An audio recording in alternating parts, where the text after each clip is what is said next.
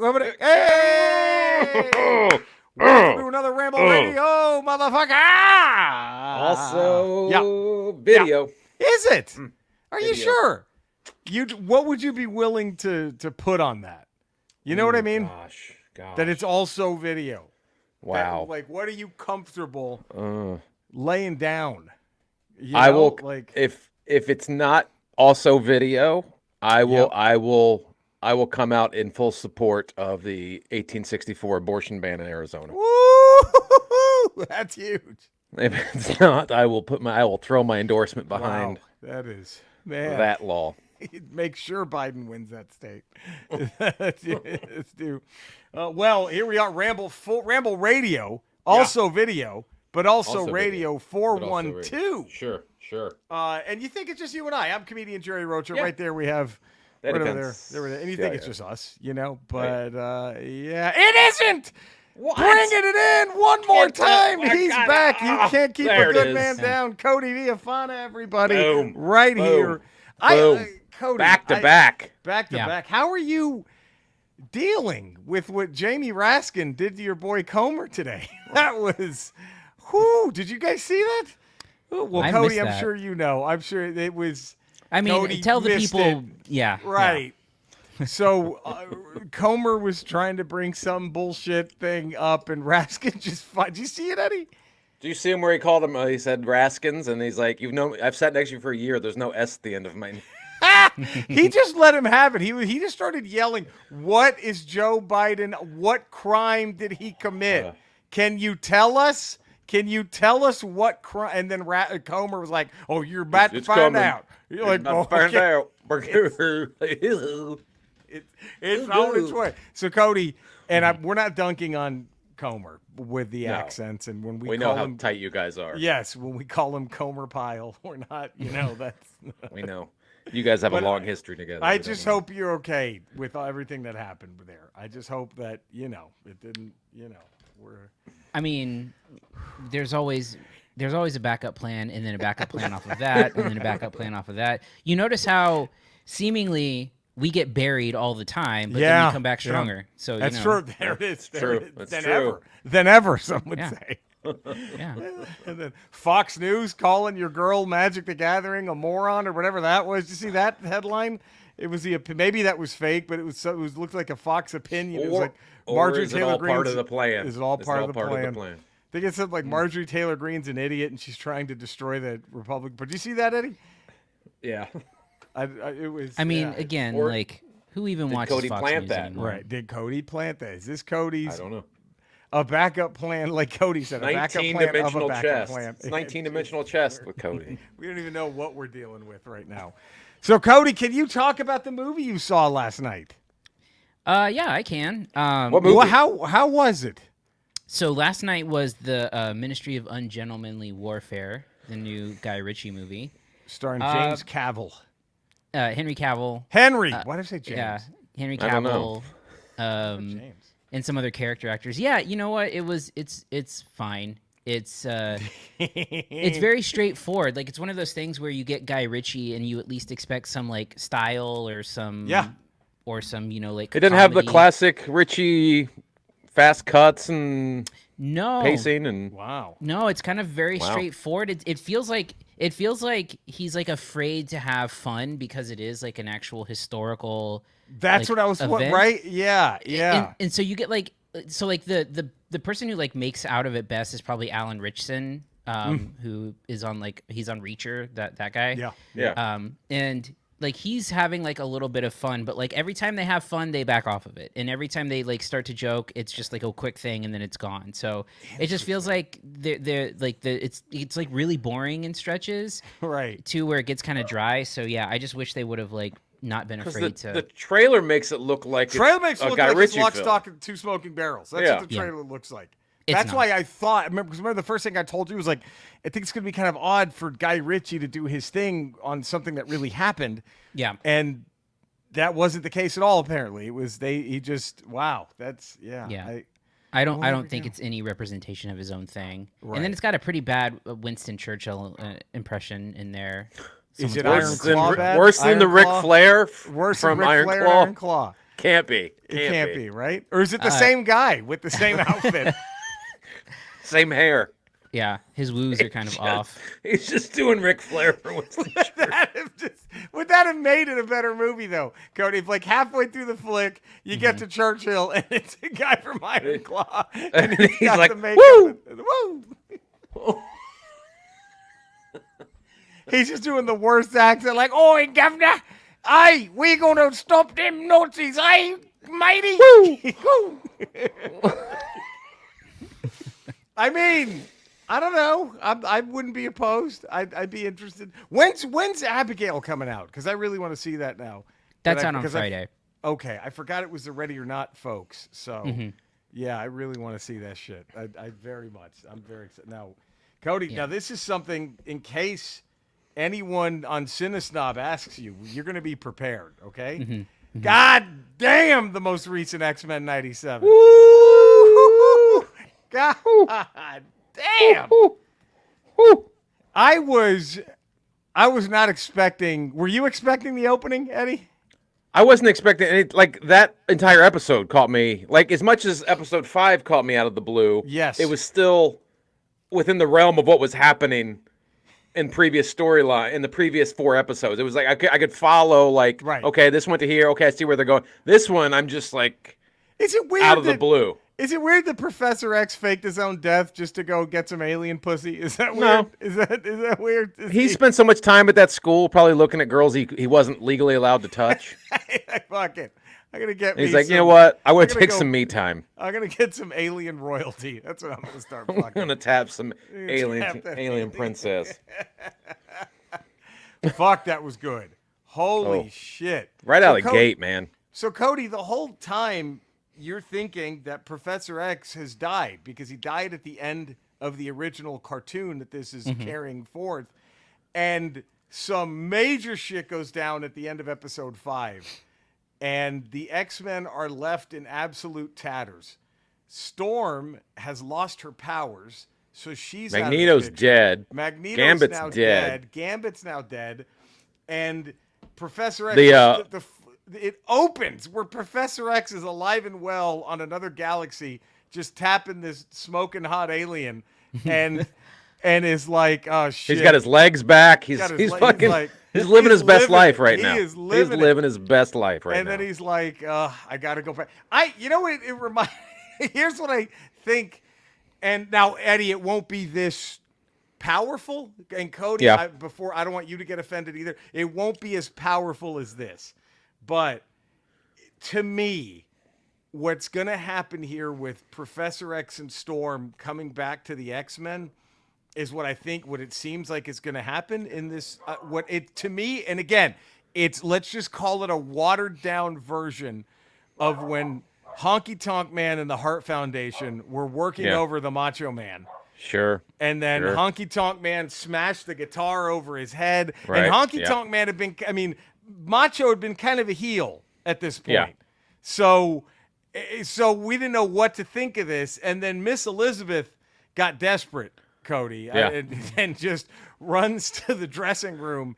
We don't know who she's going back there for. We don't know. And out walks Hogan. And Hogan is just like, and this to me, this was Professor X. Hogan is like, well, I don't care what's going on. And then he looks and he sees what they're doing to Macho Man, and he can't let this injustice happen. No, it's injustice. It doesn't matter who's getting the beat down. It's injustice.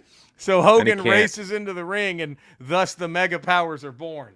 And I think that's what I'm assuming they're going with X-Men. Now, again, it won't be nearly as powerful as that moment when Hogan saved Macho Man. But from Honking Tonk and the Heart Foundation.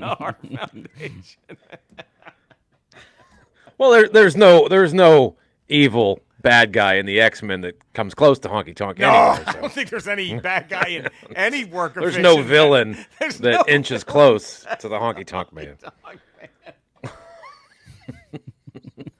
I mean, imagine, see, if Honky Tonk Man had been in Inglourious Bastards, who was the guy, Christoph, what was that guy's name? Yeah. The main villain? What's that actor's name? Shit. Christoph Waltz. Yes, had he been Christoph Waltz's character, he would have mowed down that family in the beginning and then done his little dance. He would have done his little dance. And he would have had that glass of milk, and then just out of nowhere picks up a guitar and cracks it over the guy's head. Brains a fucking dad. Fucking sequin Nazi gown on, Nazi onesie. A Nazi jumpsuit. That's all rhinestoned up.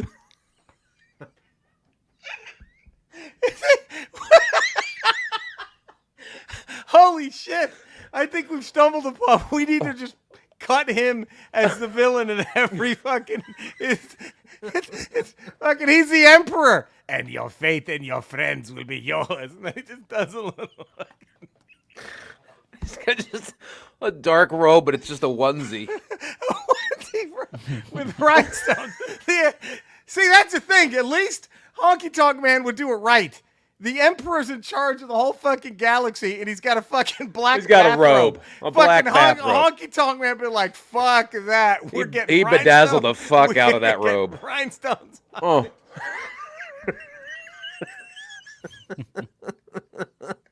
Oh, fuck. Holy shit. Woo.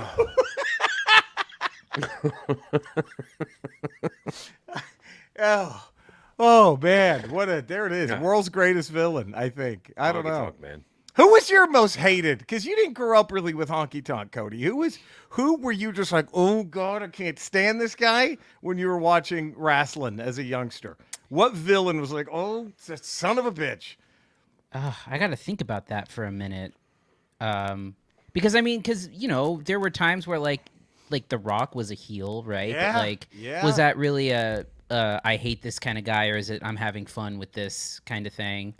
See, you came up in the best era because, like, dude, heels would turn left and right. You know what I mean? And heels were so good, you cheered for them. You had the anti-hero a lot. Yeah, like we just back in the 80s. It was just bad guys, and that Honky Tonk Intercontinental run where he would he never beat anybody. It was always some sort of weird DQ because Jimmy Hart would get involved, and you want to bruise Beefcake to get that title so badly. You wanted to barb it a sleeper and then cut his pompadour. And cut that hair, and it never happened. Never happened. Never got it. Oh, God. Him and $1 Million Man would get me so fucking angry as a kid. Oh, fuck. Oh, it would just be... And then now looking back, I appreciate... Dude, Shake, Rattle, and Roll's an all-time finisher. Oh. Isn't it? It's an all-time finisher, the Shake, Rattle, and Roll. But as a kid, he would sit there and do that, and you're so fucking... You motherfucker. Motherfucker. This motherfucker. This fucking guy. And why was he evil? Why was an Elvis impersonator evil? I don't understand. He was cool. He was because he was cocky. He was cocky. Yes, that's why. He was an evil. And then the worst was when they tried. He said he was better than Elvis. He said Elvis copied his style, right. And that you can't do that in the South. You can't. Back then, it was like they played a lot in the South. You can't say Elvis copied your style. We talked about this in an age-old ramble, but Cody, there was a time when they had to milk this Elvis thing, so they had Greg the Hammer Valentine dye his hair black and be Roy Orbison to Honky Tonk Man. They Rhythm were and Blues. Rattle. They were Rhythm and Blues. Rhythm and Blues was their, and and he was dressed like. So we were joking. They might as well just have Greg the Hammer Valentine dress up like Jerry fucking Lewis's 15-year-old cousin that he married. Like, have her come out to the ring. Well, they had Peggy Sue. Yeah, Peggy Sue. That's right. Peggy Sue came out every once in a while. We didn't know how old she was. By God, Greg the Hammer Valentine's dressed up like that girl Chuck Berry peed on. Like, I don't understand why they had to go. He's letting Slick pee on him. He's letting Slick pee on him. After every match, Slick pisses on him. You think you guys had the attitude era? Holy shit. Slick pissed on fucking Greg the Hammer Valentine. This fucking hair dye starts running down his face. Holy shit. Whew.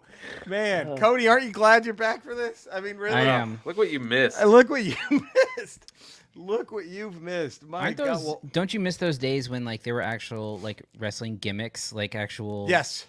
You know, like that's not really much of a thing these days. Yeah, and because you either WWE has that those guys that dress like or Vikings. Those are sort of like there's about it. Those two big dudes are about it. Those That's two all guys that that dress like Vikings. Because like about it. We had like even the Warlord was a great gimmick when we were kids.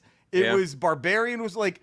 And then, I can say, I think you're right, Cody, because what was great was, like, the home runs were such home runs. Undertaker, you know, but then the misses were such brutal, like the Shockmaster, the Red Rooster. Like, when they missed, it was like, what the fuck is this? Red Rooster. There was one from when I was watching the Val Venus, who was like basically a porn star. A porn star Gimmick. I was hot for like a year. He 6 months. He was hot. Well, okay, let's try to figure this out. Who was the last real? I mean, Undertaker doesn't count because he just kept going. But like Cody, was it Al Snow? Was that like the guy who had the fucking mannequin head with him all the time? Was that probably the last like just full on commit to this shit? Like maybe because Mick Foley had like 3 he would do. Right. So like, was it Al Snow with head? I'm trying to think of like. Yeah, but you also knew like Al Snow from like ECW and stuff. Right. He was just playing like a crazy. It wasn't like Papa Shango, who you thought was like an actual voodoo. You didn't know that was a Godfather. You didn't know. I was surprised. Like, wait, that was the Godfather was Papa Shango. Like, yeah, right. Yeah, it was. And even the Godfather was tongue in cheek. It was sort of like, hey, right? like, Yes, I got the hoe train. Like it was you were playing to the audience. Where Papa Shango was like that was a commit to that gimmick. You know, who it is? I put worms in my mouth, like right. fucking committed to that gimmick. You know who it is? I think it's R-Truth. R-Truth is the only one because he plays like he literally is like Woody from Cheers, but in wrestling. He's just like the dumb guy. And he keeps doing it, and it just works. There's also like Danhausen in AEW. Yeah. Super committed to the character and the bit, but that's different than like you're getting a person who is like going along with the story that Undertaker is like a dead man or whatever. Dead person. Like, it was. Right. Oh my God! Like, and even like that's how good fucking what's his face was. That like IRS is such a terrible dumb gimmick.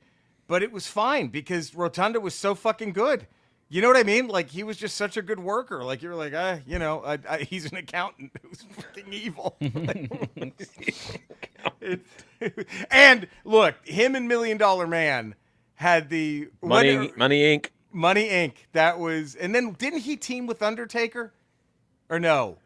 No, that was the dream. That was the dream team to always be Death and Taxes. Death and Taxes, that would have but been. It never happened. It right? never yeah, happened. It never happened. But Money Inc. was that. What a great tag team. Money Inc. $1 Million Man and IRS. Money Inc. Yeah. But yeah, that's a great. And it was just. I think it was once Vince realized everyone. Once you pulled the curtain back, you couldn't. It's like once you stop believing in Santa Claus, you can't go back to believing in Santa Claus. Right. It has to be.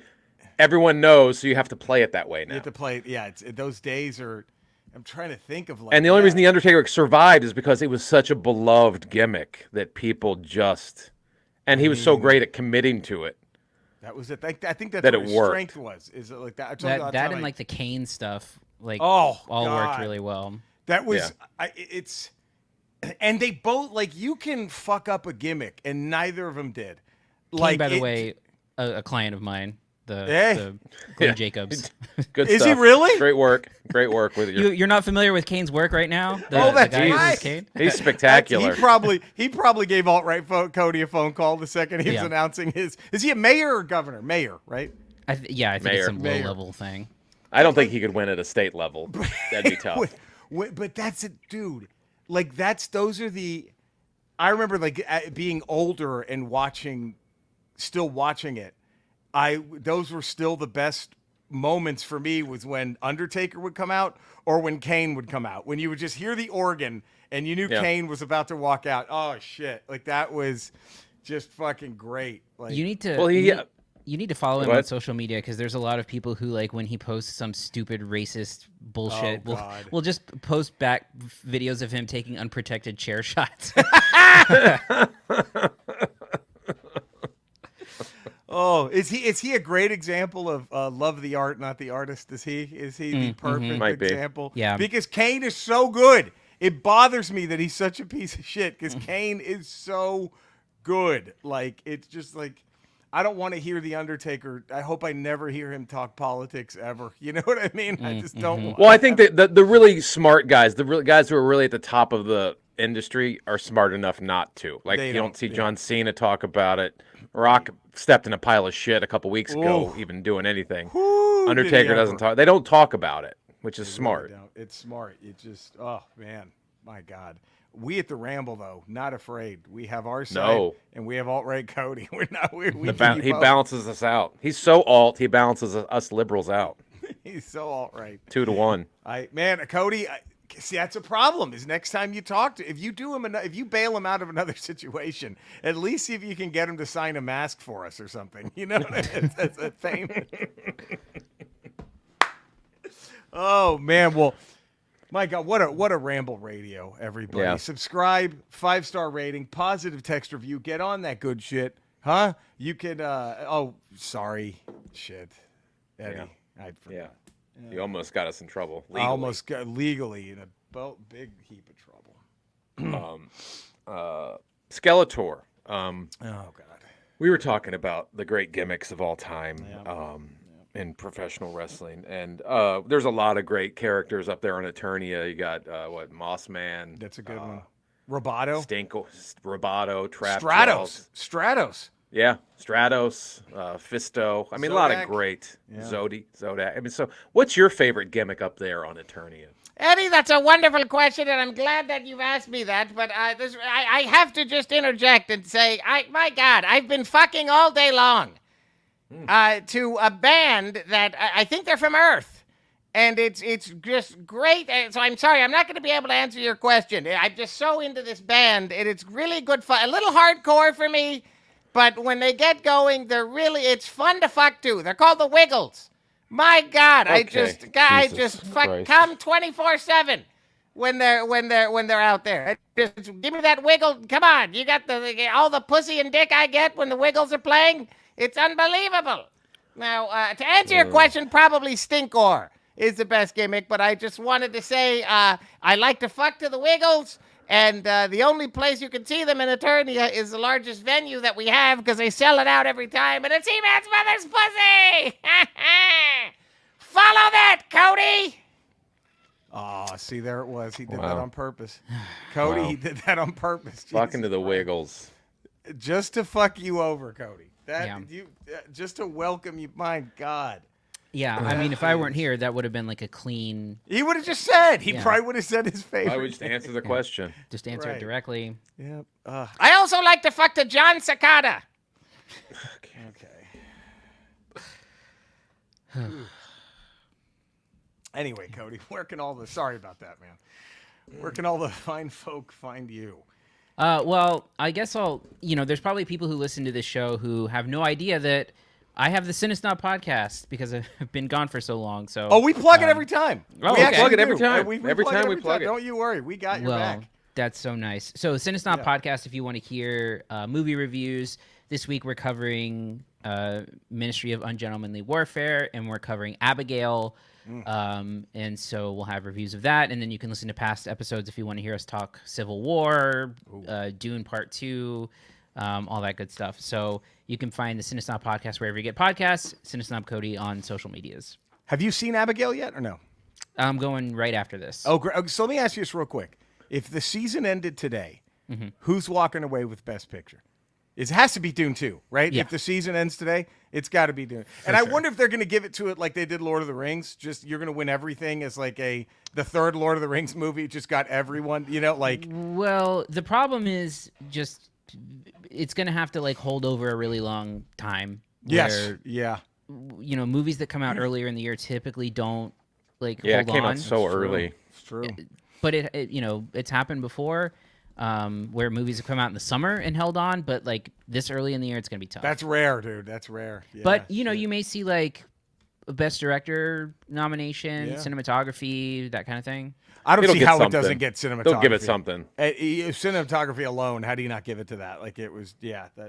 Eddie, where can all the fine folk find you? 5 days a week, patreon.com, The Ralph Report. Tuesdays, Fridays, Ramble Radio. Wednesdays, Ramble Proper. And then on Fridays, we release our new podcast I have with Jen Sturger called Not Today. Look at that. You can find me in the same Ramble locations. You can find Eddie and Cody streaming games every night, usually Monday through Friday, sometimes the weekends on Twitch and Kick at Retro Rocha, and then on YouTube, just my name. Thank you all for tuning in. Subscribe, 5-star rating, positive text review. Go check out all of our other works as well. We love you guys. Stay safe. Have a great weekend. We will be back next week. Until then, bye.